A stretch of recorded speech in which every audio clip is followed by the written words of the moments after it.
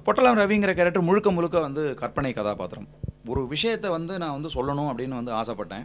அந்த விஷயம் வந்து ரொம்ப ராவாக இருந்தது. அதாவது ஒரு மருந்தை வந்து நம்ம குடிக்கும்போது அது கசப்பாக இருக்குது அப்படின்னா குடிக்க முடியாது. அதனால் என்ன பண்ணுவாங்கன்னா அதில் கொஞ்சம் வந்து ஸ்வீட்னஸ் வந்து ஆட் பண்ணிக்குவாங்க. அந்த மாதிரி ஒரு ஒரு தேன் கோட்டட் வந்து அந்த மருந்துக்கு நான் வந்து கொடுக்கறதுக்காக தான் என்னுடைய அந்த பொட்டலம் ரவிங்கிற கதாபாத்திரத்தை நான் வந்துட்டு ஆட் பண்ணேன். ஆக்சுவலாக வந்து கதை வந்து அஞ்சலிக்கும் சீனிவாசனுக்கும் இருக்கிறது தான் வந்து அந்த கதை. அதுதான் வந்து உண்மையான கதையும் கூட. அதை வந்து நான் வந்து ஒரு ஸ்வீட்னஸ் கொண்டு வரணும், பார்க்கின்ற பார்வையாளனுக்கு ஒரு ஆர்வத்தை தூண்டுகிற வகையில் வந்து திரைக்கதை இருக்கணுங்கிறதுக்காக தான் இந்த பொட்டலம் ரவிங்கிற கதாபாத்திரத்தை நான் வந்து உருவாக்கினேன். உண்மையை சொல்லணும் அப்படின்னா, நான் முதல்ல எழுதினதே வந்து இந்த அமுத நிலாங்கிற கதாபாத்திரம், அதனுடைய தவிப்பு, அதன் பிறகு அவன் கணவனுக்கும் அவளுக்கும் இருக்கக்கூடிய உறவு, அதைத்தான் நான் வந்து முதல்ல வந்து கதையை வந்து வடிவமைச்சேன்.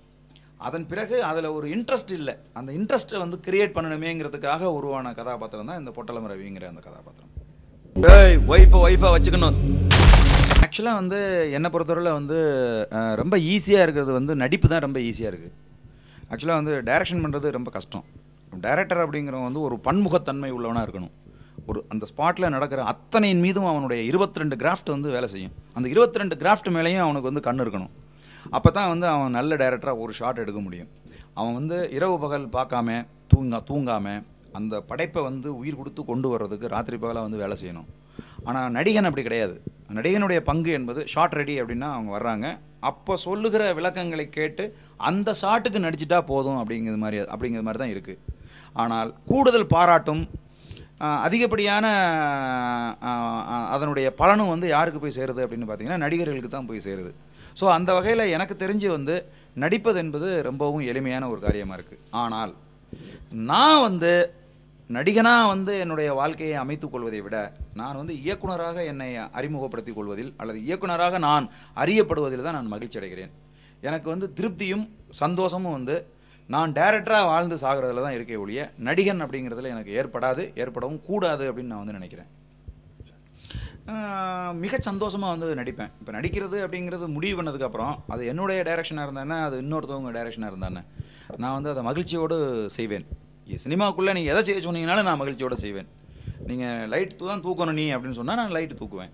நீ வந்து ஃப்ளோர் தான் துடைக்கணும் அப்படின்னு சொன்னால் நான் வந்து ஃப்ளோர் துடைப்பேன். அது வந்து சினிமாவுக்குள்ளே இருக்கணும், அதுவாக இருந்தால் எனக்கு வந்து போதும்.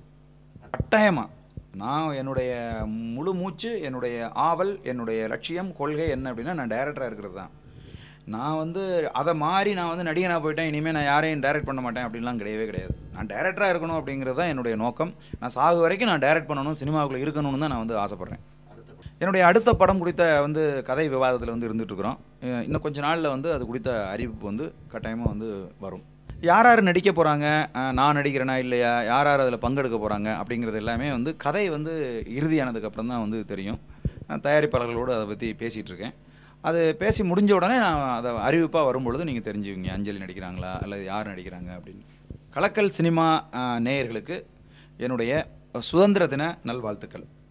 இந்த சுதந்திர இந்தியா வந்து பல்வேறு வளர்ச்சிகள் அடைந்திருந்த போதிலும் நம்ம எல்லாரும் வந்து ஒற்றுமையாக இன்னும் நமது நாட்டுக்காக இன்னும் வந்து கடுமையாக வந்து உழைக்கணும். நம்முடைய சொந்த வாழ்க்கையில் நாம் நேர்மையாக இருப்பதன் மூலமாக இந்த நாட்டுக்கான ஒரு உயர்ந்த ஒரு குடிமகனாக நம்மை வந்து மாற்றிக்கொள்வதன் மூலமாக இந்த நாம் வாங்கிய சுதந்திரத்துக்கு நம்மால் வந்து மரியாதை செலுத்த முடியும். ஆகவே ஒரு நேர்மையான உண்மையான குடிமகனாக வாழ்வதற்கு நீங்கள் வந்து முயற்சி செய்யணும். அதன் மூலமாக நம்ம நாட்டுக்கு வந்து நாம் வந்து பெருமை சேர்க்கணும் அப்படிங்கிற மாதிரி கேட்டுக்கொள்கிறேன். நன்றி, வணக்கம்.